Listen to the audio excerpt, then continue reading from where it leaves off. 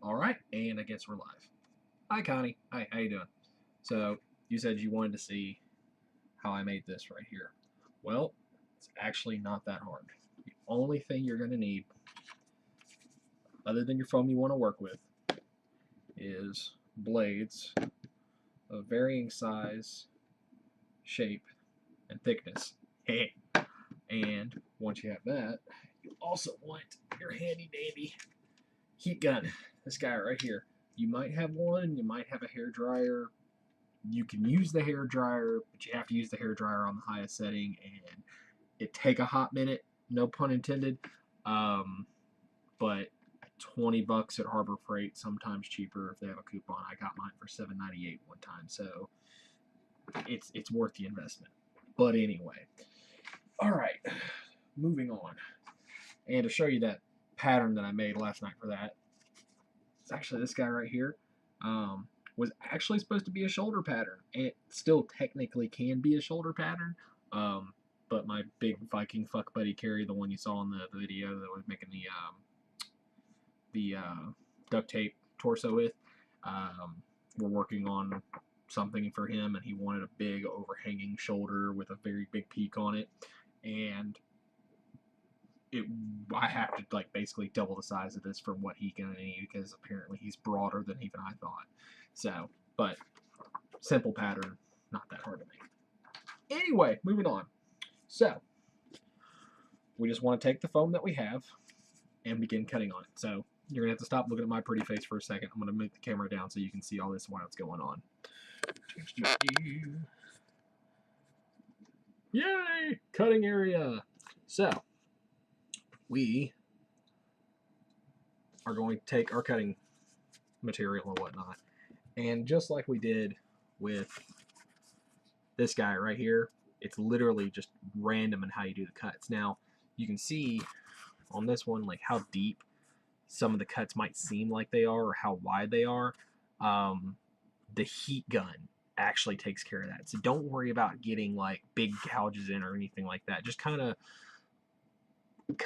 go for what you're looking for and hope the heat gun kind of brings out what you need. So let's move on. So we've got just a piece of scrap foam here just to kind of show you what's going to happen and what's going to go on.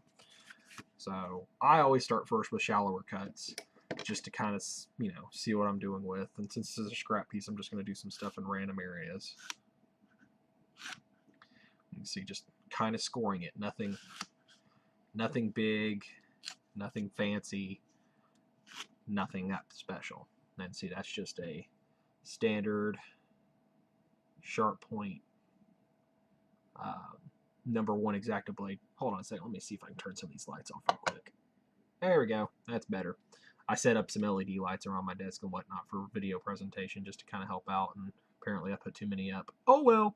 So, use that guy. Next one is basically got like a pike looking X-Acto blade. I bought an X-Acto kit that was from like the 20s and had all these awesome blades they don't make anymore in it, and I'm really hoping I can keep them in decent enough shape for a long time because these things are awesome. But with this guy, this one will make deeper cuts and it'll pull better than anything else that I've got. And so you can already see some of the cuts starting to come through there. That big long one that just went through. So what's going to happen when we hit this with the heat gun is it's going to pull the foam back like that, and then it's going to toughen it up, and it's going to give us that effect. And then if you always have different other knives and stuff like that, basically different knives will give the effect to the piece of foam or the armor that you're going to be working on of, you know, being in multiple battles, having fought against other enemies, because they don't always use the same type of weapons and stuff, which, you know, hey, historically accurate, yay! History major joke. So, I mean, you can do stuff just like a simple stab and twist just to kind of make it rough. And again, none of this has to be perfect. It's just what you kind of want to do. Again, always start with a test piece, kind of get a technique going. Go with some angles. That way when you get it, it's like a beveled cut. Just to kind of see what you're going to do. Now, one piece of advice on normal knives like these, foam will dull them pretty quick.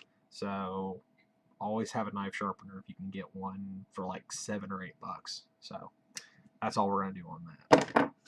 So now that we've got majority of different cuts and stuff like that, I'm just going to hit it with the heat gun real quick, just show you how it kind of works. So you might want to turn your volume down for this because the heat gun can get loud. It's basically just a lumberjack's blow dryer. So going to turn it on. Highest setting, lowest setting, it doesn't really matter. The longer you put the heat on it, the wider the cuts will get. But as you see on this piece right here where my finger's at, the foam will start to scorch. Now I did that intentionally because I wanted to bring that big cross section out, make it look like blaster fire or something, hit it, just something different, right? So let's get to town. Always give my heat gun a second to warm up. It doesn't take very long, but results will vary. So you just slowly work over. You want to be kind of even at first just to get the whole piece warmed up. And then as you go, you can see the cuts start to open themselves up. Now you want different varying cuts and thicknesses and stuff. So go over one piece a little bit longer than others.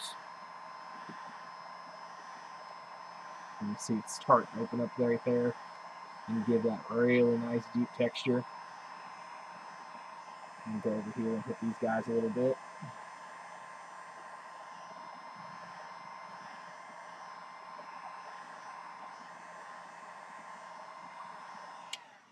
Now, I will warn you, this is going to be hot. And I mean, you don't have fingertips anymore, so you can go Rob Banks kind of hot. So give it a second, just let it get cool to the touch, and you can start working with it. It'll still be a little warm, but now, one thing that you can do, you saw me kind of working it there, is push on the back side of the foam and push it up, because you're going to want some contour to the piece anyway, because no piece of armor is ever straight, but it'll bring the cuts out even deeper. There we go. That works. Massage it. Be nice to it. Tell it nice things so it comes back to you. Nah, I'm kidding. But you can see those different cuts and everything and how much deeper they come out from just what you did originally on the scoring. Now, if you want that to be really pronounced, you know, just have like one big major gouge in it or something like that, you can take your fingers and kind of pull it back to the sides while it's still a little warm. This piece has already cooled down a little bit. That's not that big of a deal. And open the valley up a little bit more. Just kind of finger in there, right there. Everything I'm saying right now sounds absolutely sexual and dirty. I can't help it. That's just how I am. But there you go. Camera. Don't know how to work it. But you get kind of that effect there. Now that you kind of have your baseline and whatnot, you can take that heat gun back to it, and it'll take those edges and it'll curl them back. So I'm going to put it on the higher setting to kind of show you that really quicker, and also show you how you get that burnt grizzly effect too. See? It's louder, therefore it's hotter. Getting there. This heat gun gets to about to 1100 degrees, so it will melt your finger like immediately. So you got to be careful. Oh yeah, see how it's nice and red now?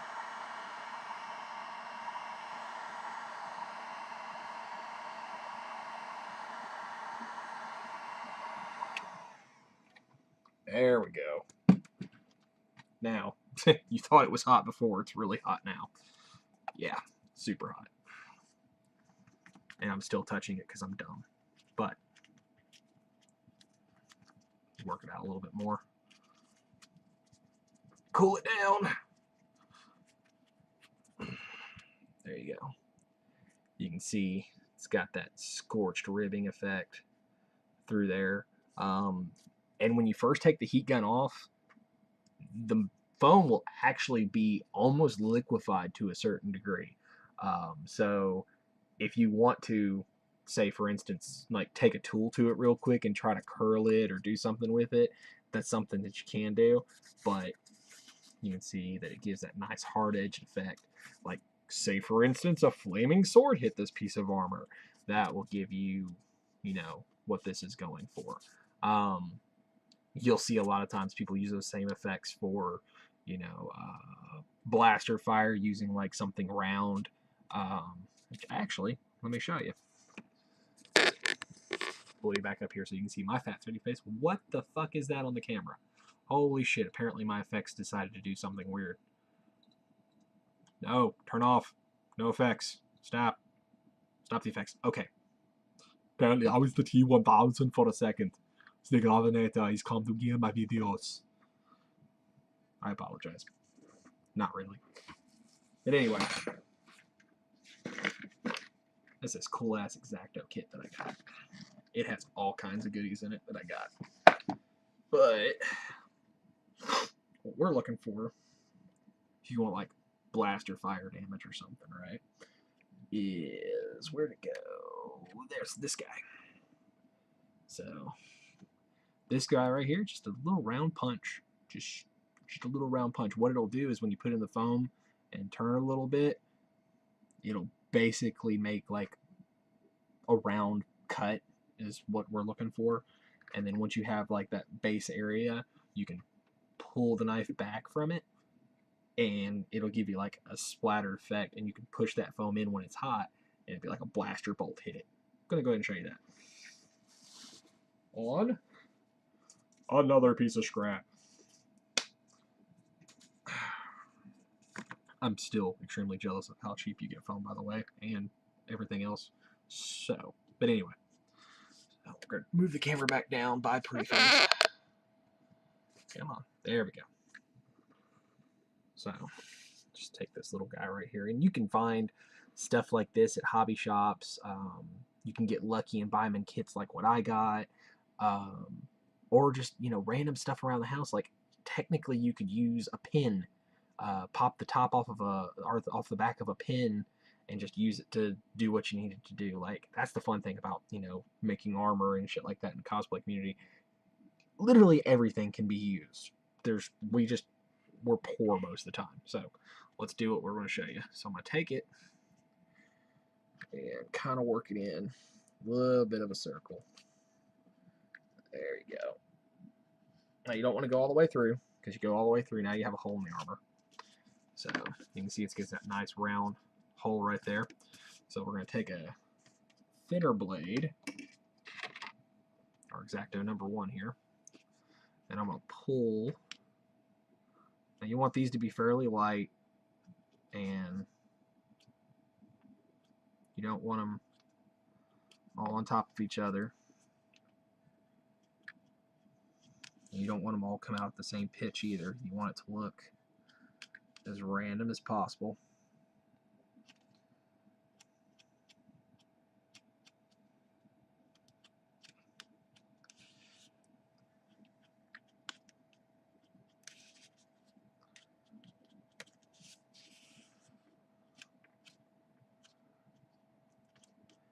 Basically just weakening the area around where the blaster bolt would have hit. Now, what you can do, take the back of your X-Acto pen, you can push that in to go ahead and prime the process of what we're going to do. Just to kind of go ahead and divot it in. I got this guy, he's bigger. Just trying to shove it in the hole. Again, dirty, sorry. Now, we'll take the heat gun and do the same thing.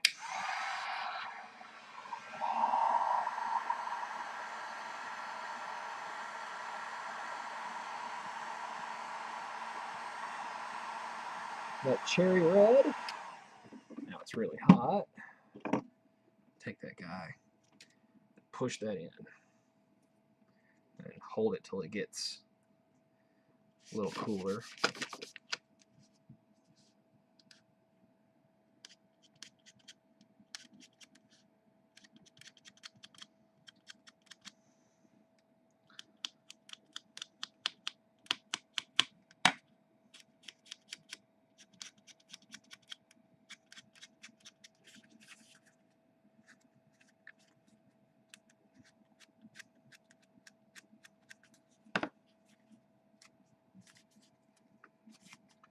So when you start coring that out, you'll have like your impact point, and of course you'll want to rough that piece up out of there too. Just scallop it out either with your finger.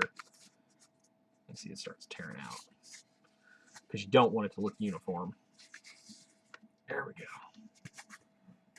So now there's the soft foam under there that's not burnt up. Ah, can't hold the camera. But you can see those edges are all scored around it and everything. It's like blaster fire. So just different things like that. And the best thing about it is playing around. Let's see, yeah, there we go. Get the pressure in behind it. Yeah, see. Works really good for like bullet hole effects or off of like armor plating and shit too. Just whatever you want to do. But if that's the best part about it, is a lot of it is just playing around with it, you know, just seeing what you can get away with. But like I said, always mess with a scrap piece first to kind of get a gauge of how quick the heat gun or whatever you're using to heat it up will give you the desired effect that you want. Test different strokes with your blades to see how deep of a cut you want to go with. I know a couple people, like, this is a 10 millimeter. It's 1/4 inch. It's whatever you want to call it. Or half inch. Not 1/4 inch. 1/4 inch would be half the size. I know some people, when they want for like really battle damaged armor and shit like that, they'll go damn near that far in on their cuts and have very little backing. And then later on, maybe add a little bit more backing to make sure the piece doesn't fall apart. You know, and they're talking like a lot of like bigger pieces. Like I've seen one guy do he did a Spartan breastplate, and it had like a big sword slash down the center, and he went through the EVA damn near till there wasn't anything left, where you could almost tear it just like perforated paper, to get that really deep gouged effect into it. And it turned out great, but again, results may vary, your mileage may vary. You just have to be careful with what you're doing, and you're gonna make a mistake. But like I said, with this thing, I was a happy accident, and I was like, holy shit, I love how this turned out, and he couldn't use it for that. So I was like, huh, that's gonna look really interesting if I decided to use it for something like that. So I have a Renaissance Festival coming up here in Nashville in a couple months, so thinking about using this for something like that, and then making some other pieces to go along with it, because I never seem to actually have a costume for Ren Fair. So just different techniques. So yeah, if there's anything else that you want to know, or different techniques that I might be able to get you through to video, just let me know, and I'll try to help you out. Bye! Where's the button? There's the button. Button!